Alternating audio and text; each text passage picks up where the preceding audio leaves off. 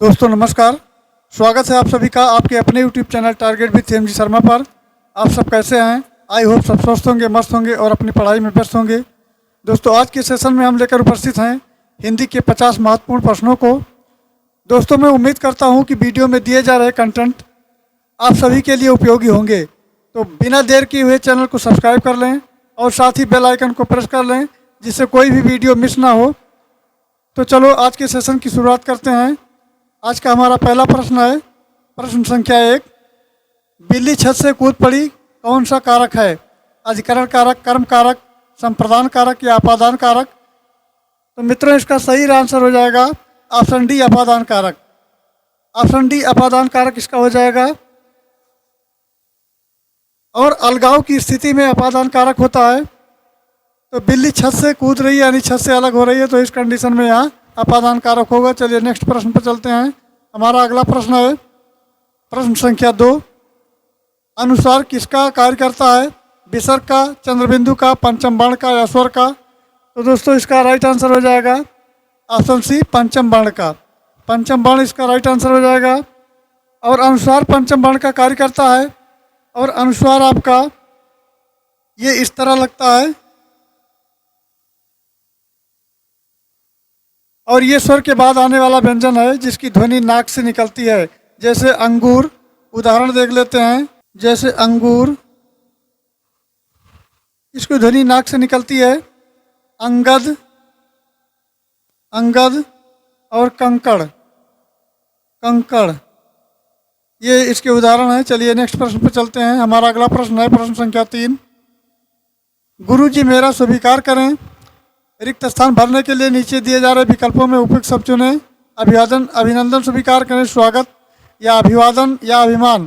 तो गुरुजी मेरा अभिमान, गुरुजी मेरा अभिवादन स्वीकार करें। यहाँ मित्रों अभिवादन भरा जाएगा, तो ये सी इसका राइट आंसर हो जाएगा। और ये अभिवादन का मतलब है श्रद्धापूर्वक किए जाने वाला नमस्कार या वंदना, तो इसमें भरा जाएगा गुरुजी मेरा अभिवादन स्वीकार करें। सी राइट आंसर होगा। चलिए आगे बढ़ते हैं।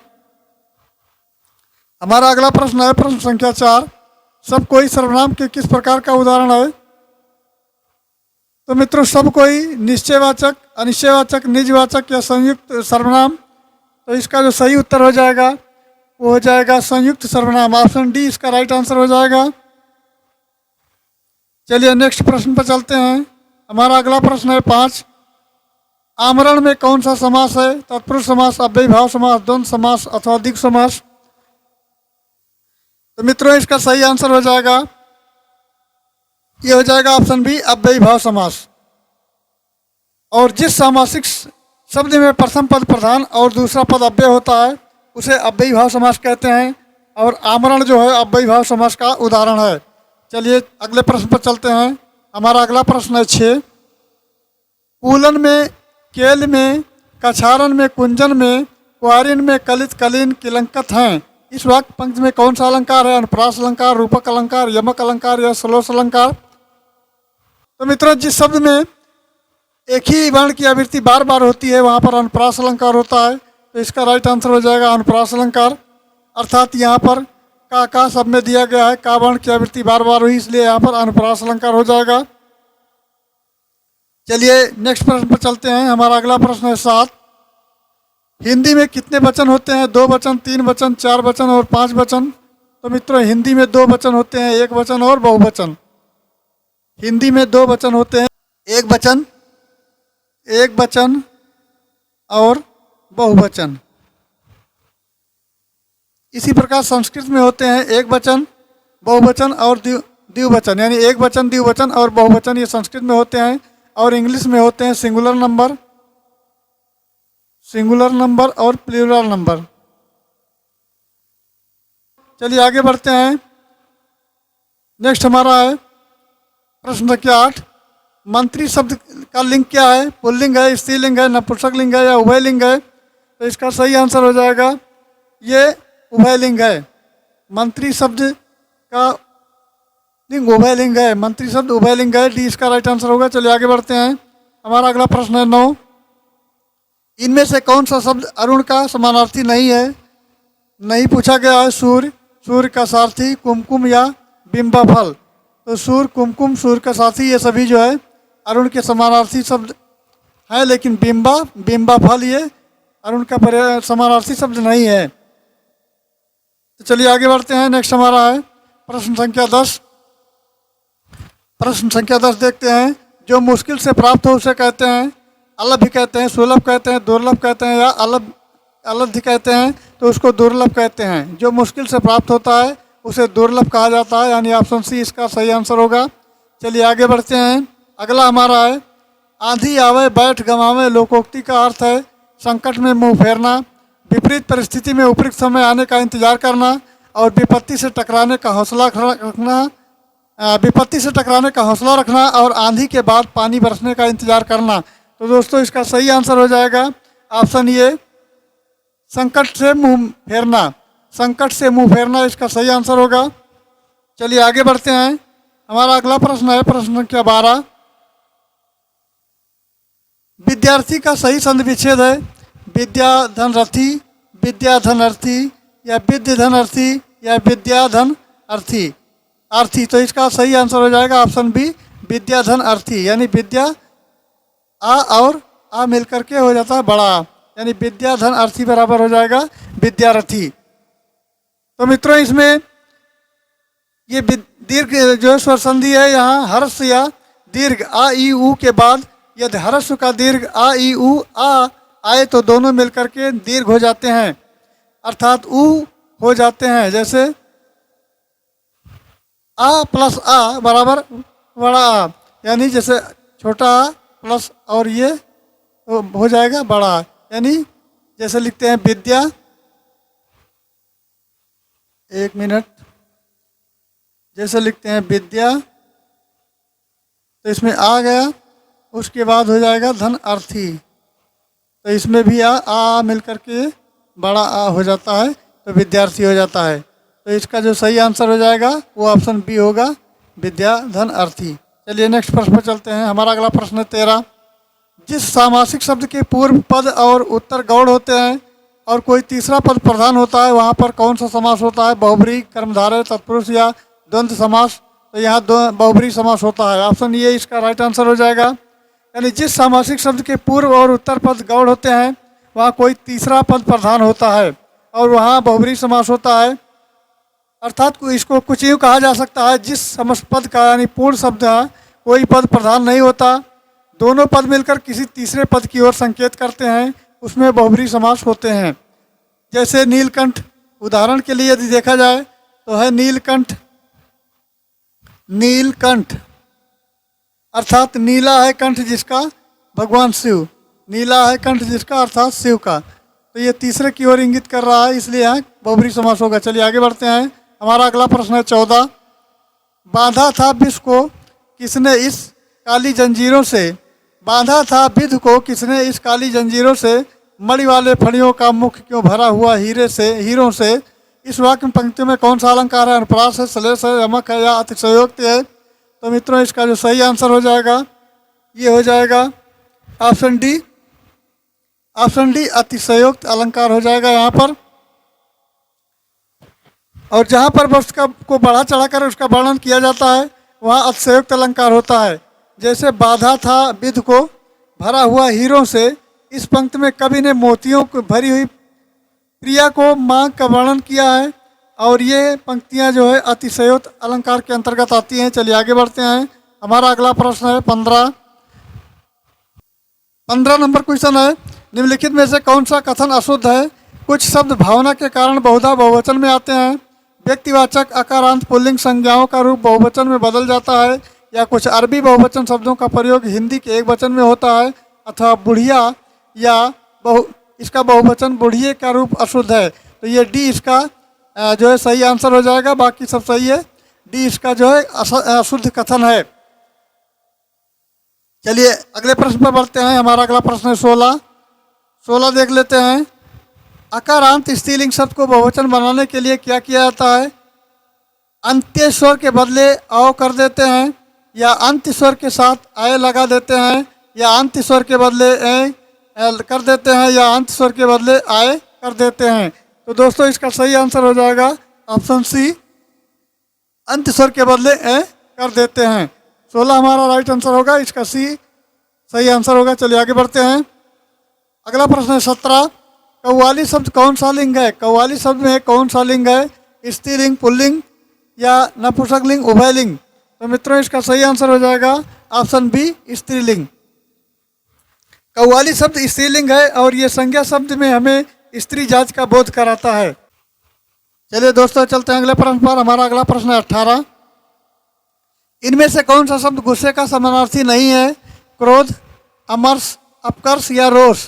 तो क्रोध, अमर्ष और रोष ये सभी जो है गुस्से के समानार्थी शब्द हैं, लेकिन अपकर्ष ये समानार्थी शब्द नहीं है। इसका सी राइट आंसर हो जाएगा, अपकर्ष। चलिए आगे बढ़ते हैं। अगला हमारा है 19, जिसके पास घर ना हो, गृही, अनिकेत, अभिषेक या अकिंचन? तो मित्रों इसका सही आंसर हो जाएगा ऑप्शन बी, जिसके पास घर ना हो उसको अनिकेत कहते हैं, यानी बिना घर वाला, जिसके पास घर ना हो। चलिए आगे बढ़ते हैं। हमारा अगला प्रश्न है 20 देख लेते हैं। निम्नलिखित में से कौन सा शब्द तद्भव नहीं है? तो उपज, तद्भव, उपला या उबाल? उपज, उपला और उबाल ये सभी जो है तद्भव शब्द हैं, और तद्भव स्वयं में ये तत्सम शब्द है। जो तद्भव है ये स्वयं में तत्सम शब्द है, इसका राइट आंसर होगा। चलिए आगे बढ़ते हैं। हमारा अगला प्रश्न है 21, निम्नलिखित में से कौन सा शब्द तत्सम नहीं है? दृष्ट, पृष्ठ या पानिप या पंख? तो मित्रों इसका सही आंसर हो जाएगा ऑप्शन सी, पानिप। पानिप इसका राइट आंसर हो जाएगा। चलिए आगे बढ़ते हैं। नेक्स्ट हमारा है 22, निम्नलिखित में से कौन सा शब्द डर का पर्यायवाची नहीं है? शीत, भीत, भय या त्रास? तो दोस्तों इसका राइट आंसर हो जाएगा ऑप्शन ए, शीत। डर का पर्यायवाची शब्द नहीं है शीत, बाकी सभी ये पर्यायवाची शब्द हैं। भय, त्रिश और त्रास ये भय के पर्यायवाची हैं, और शीत पर्यायवाची नहीं है। चलिए आगे बढ़ते हैं। हमारा अगला प्रश्न है 23, मूर्त शब्द का विलोम है? तो मूर्त का विलोम होता है अमूर्त। प्रतिमूर्त, तृष्ट या संपूर्ण नहीं होता है, अमूर्त होता है। मूर्त का अमूर्त। चलिए आगे बढ़ते हैं। हमारा अगला प्रश्न है 24 के पहले कुछ निर्देश दिए गए हैं, उनको देख लेते हैं। प्रश्न संख्या 24-25 में दिए गए वाक्य में अशुद्ध वाक्य का चयन करना है। इस प्रकार के प्रश्न में एक साथ खंडों को बांटकर उन्हें ABCD की संज्ञा दी जाती है। परीक्षार्थी को वाक्य को पढ़कर उस खंड का चयन करना होता है जो व्याकरण अथवा ज्ञान के नियमों के अनुसार त्रुटिपूर्ण हो। यदि सभी खंड त्रुटि रहित होते हैं तो कोई नहीं, अर्थात डी ऑप्शन का चयन करते हैं। तो वह मित्र होकर, प्रश्न को थोड़ा बड़ा कर लेते हैं। 24 नंबर हमारा है, वह मित्र होकर भी परस्पर एक दूसरे को संदेह की दृष्टि से देखते हैं। और ऑप्शन डी है, कोई त्रुटि नहीं। तो इसका जो सही आंसर हो जाएगा वो होगा बी, परस्पर एक दूसरे। तो मित्रों वह मित्र होकर भी या तो परस्पर लगाएंगे या तो एक दूसरे से लगाएंगे। तो वह मित्र होकर परस्पर, यानी वह मित्र होकर भी एक दूसरे को संदेह की दृष्टि से देखते हैं। तो या तो परस्पर यहाँ एक दूसरे को लिख देंगे, या तो परस्पर लिखेंगे या तो एक दूसरे को लिखेंगे। अर्थात वह मित्र होकर भी परस्पर, ये बैठेगा नहीं, तो वह मित्र होकर भी एक दूसरे को संदेह की दृष्टि से देखते हैं। यह सही उत्तर होगा हमारा। तो ये सॉरी बी इसका गलत हो जाएगा, यानी बी इसका राइट आंसर होगा। चलिए आगे बढ़ते हैं।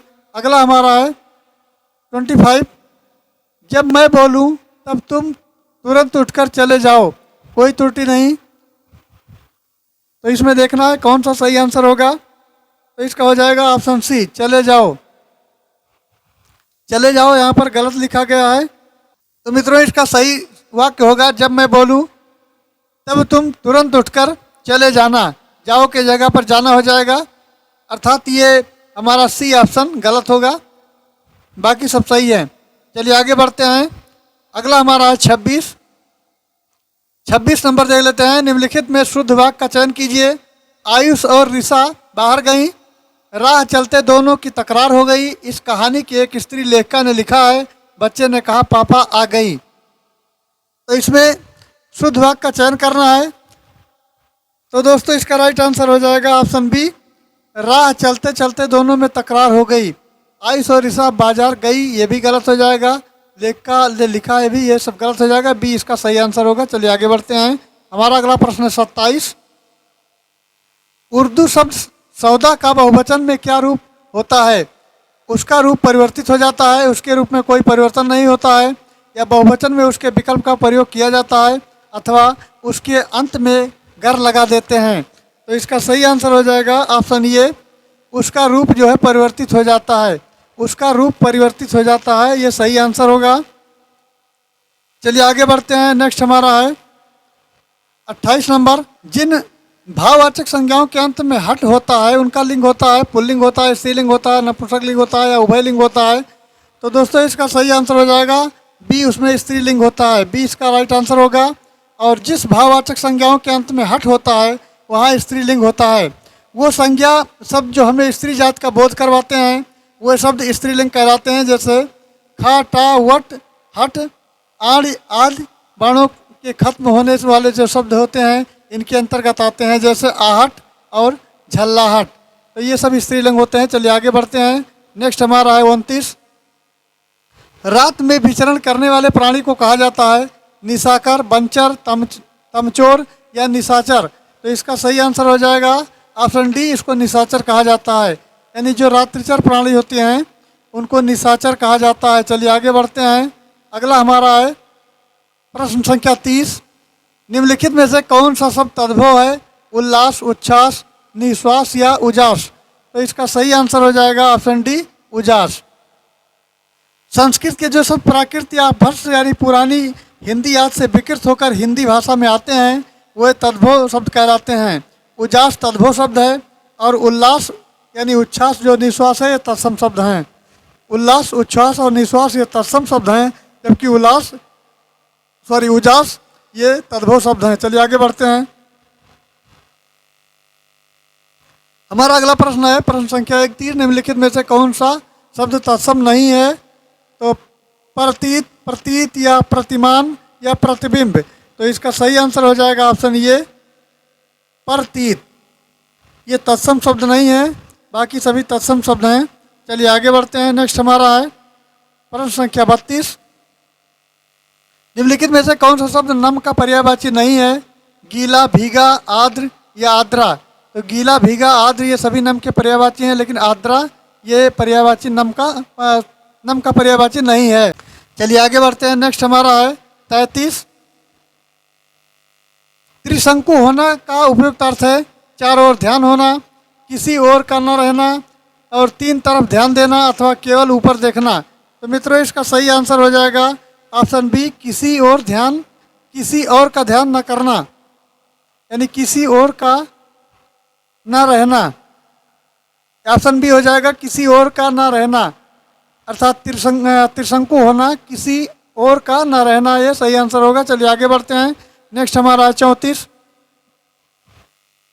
निम्नलिखित वाक्य में से संयुक्त वाक्य की पहचान कीजिए। न तुम पढ़ाओगे न वो पढ़ेगा।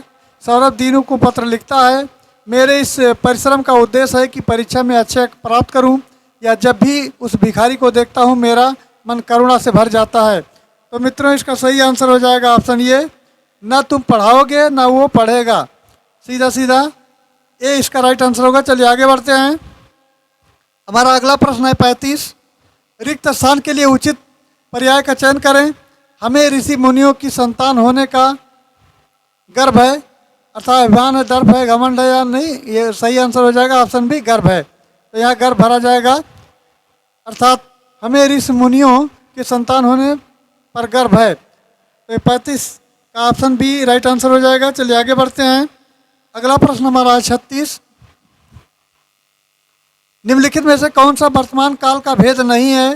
तात्कालिक वर्तमान, पूर्ण वर्तमान, संदिग्ध वर्तमान या हेतु मध्य वर्तमान। तो ये सभी सही हैं, और डी जो है हमारा ये नहीं है। डी इसका सही आंसर हो जाएगा। चलिए आगे बढ़ते हैं। नेक्स्ट हमारा 37 देखते हैं। तौलिया किस भाषा का शब्द है? तुर्की का है, पुर्तगाली का है, हिंदी का है, अथवा उर्दू का है। तो दोस्तों इसका सही आंसर हो जाएगा ये पुर्तगाली का है। पुर्तगाली शब्द है तौलिया। इसके और शब्दों को देख लेते हैं। तो जैसे आता है अलमारी, अलमारी ये भी पुर्तगाली शब्द है। साबुन, साबुन, और इसके बाद है साबुन के बाद में है कप्तान, कप्तान, तंबाकू, बाल्टी और कमरा। ये सभी जो हैं ये पुर्तगाली भाषा के शब्द हैं। चलिए आगे बढ़ते हैं। हमारा अगला प्रश्न है 38 नंबर देखते हैं। आधा तीतर आधा बटेर लोकोक्ति का क्या अर्थ है? बेमेल चीज़ों का सम्मिश्रण, संकर चिड़िया, अनुपम वस्तु या समान कार्यों का मिश्रण। तो इसका राइट आंसर हो जाएगा बेमेल चीज़ों का सम्मिश्रण, अर्थात ये इसका राइट आंसर हो जाएगा। चलिए आगे बढ़ते हैं। नेक्स्ट हमारा है 39। विराम चिन्ह के प्रयोग की दृष्टि से अशुद्ध वाक्य बताइए। बस हो गया, रहने दीजिए, ऊंच नीच, अमीर गरीब समाज की विभाजक रेखाएं हैं, क्या आप पटना के रहने वाले हैं, या वह तुम्हारे क्या करने बहुत ऊपर तक जाओगे। तो मित्रों इसका जो सही आंसर हो जाएगा वो होगा ऑप्शन ए, बस हो गया, रहने दीजिए। ये विराम चिन्ह की दृष्टि से सही वाक्य है। चलिए आगे बढ़ते हैं। नेक्स्ट हमारा है 40 नंबर है। फूल निम्नलिखित में से कौन सी संज्ञा है? भाववाचक संज्ञा, जातिवाचक संज्ञा, समूहवाचक, या इनमें से कोई नहीं। तो इसका सही आंसर हो जाएगा ऑप्शन बी, जातिवाचक संज्ञा। और ऐसे संज्ञा शब्द होते हैं जो जात के विभिन्न व्यक्तियों, प्राणियों और स्थानों का बोध कराते हैं, उन्हें जातवाचक संज्ञाएं कहते हैं। जैसे कुछ उदाहरण देख लेते हैं। ये हो गया फूल, फूल हो गया, गाय हो गया, और हाथी हो गया, और मनुष्य हो गया। ये सभी जातवाचक की संज्ञाएं हैं। चलिए आगे बढ़ते हैं। नेक्स्ट हमारा 41। दिए गए विकल्पों में सही वर्तनी का चुनाव करें कि कर्तव्यनिष्ठा, कर्तव्यनिष्ठा या कर्तव्यनिष्ठा अथवा कृतनिष्ठा। तो दोस्तों इसका सही आंसर हो जाएगा ऑप्शन सी, इस तरह लिखा जाएगा कर्तव्यनिष्ठा। तो ये सी सही आंसर होगा। चलिए आगे बढ़ते हैं। नेक्स्ट हमारा है 42। निम्नलिखित में से कौन सा शब्द अनिवार्य का विपरार्थक शब्द है? तो है नि अनिवार्य और अन्य अनिवार्य, औपचारिक अथवा वैकल्पिक। दोस्तों इसका राइट आंसर हो जाएगा ऑप्शन डी, वैकल्पिक। वैकल्पिक इसका सही आंसर होगा। चलिए आगे बढ़ते हैं। 43 देखते हैं। दिए गए विकल्पों में से जेठ का तद्भव रूप होगा। ज्येष्ठ का हो जाएगा जेठ, बाकी सभी गलत हो जाएंगे। ऑप्शन ये इसका सही आंसर होगा। चलिए आगे बढ़ते हैं। नेक्स्ट हमारा है 44। निम्नलिखित में से कौन सा अलंकार है? रहीमन पानी राखिए, बिन पानी सब सून, पानी बिन नौ बरे, मोती मानुष चून, श्लेष अलंकार, रूपक अलंकार, अनुप्रास अलंकार या उत्प्रेक्षा अलंकार। तो इसका सही आंसर हो जाएगा श्लेष अलंकार। अर्थात जहाँ पर एक शब्द एक ही बार प्रयोग होता है परंतु उसके जो अर्थ हैं अनेक होते हैं, वहाँ पर श्लेष अलंकार होता है। जैसे ये रहमन पानी का उदाहरण आपको दिया जा चुका है।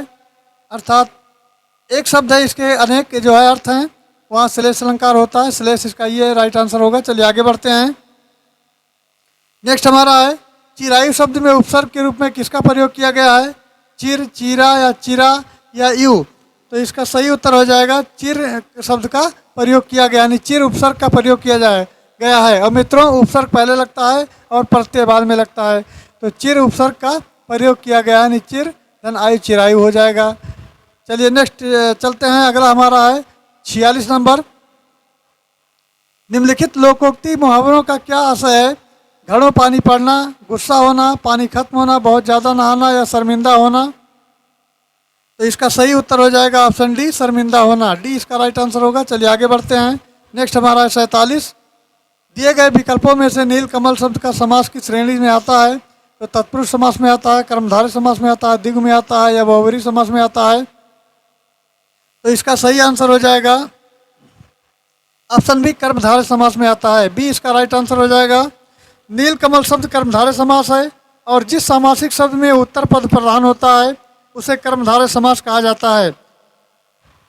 इसमें पूर्व पद विशेषण है और उत्तर पद विशेष होता है। जैसे नील कमल, नीला है जो कमल, ये इसके उदाहरण हो जाएंगे। चलिए आगे बढ़ते हैं। नेक्स्ट हमारा है 48।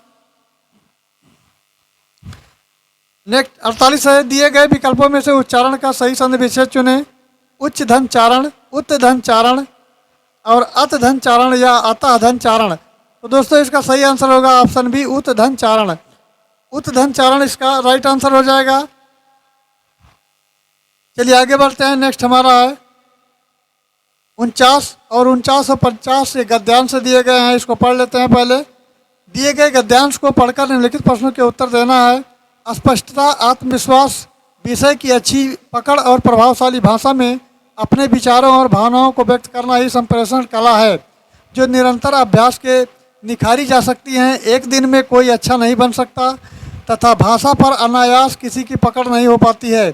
इसी अभ्यास से स्वामी विवेकानंद ने जिस संप्रेषण कला का विकास किया था, उसने विश्व धर्म सम्मेलन में लाखों अमेरिका निवासियों को चकित और मोहित कर दिया।